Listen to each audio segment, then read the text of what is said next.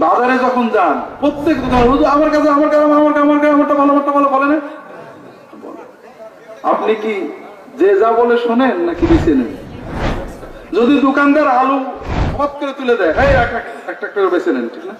পেঁয়াজ, মাছ, ও এগুলো সব বাঁচতে জানেন, আর ইমান দিনের কথা হলে বাঁচতে জানেন না। আল্লাহর কাছে বলিয়ে দেখেন, আল্লাহ কোরআনে বলেছেন, প্রথম কথা বলেছেন কি পড়তে হবে, সাধারণ মানুষের পড়তে হবে, যাচাই থাকবে। আল্লাযীনা ইয়াসতামিউনাল কাওলা ফায়াত্তাবিউনা আহসানা। কথা শুনেই মানা যাবে না, কথা শুনতে হবে, যাচাই করে করে মানতে হবে। পাঁচজন আলেমকে শুনবেন, দলিল বুঝবেন, উম্মি হন, দলিল বুঝবেন। বুখারী শরীফ দেখা যাচ্ছে, মুসলিম একজন বলছে এই যে হাদিস, আর ওরা কিছু না, ওরা বোঝে না, এত মানুষ করে, তাহলে বুঝবেন যে দলিল দিল না সে ঠিক না। কথা বুঝতে পারেননি?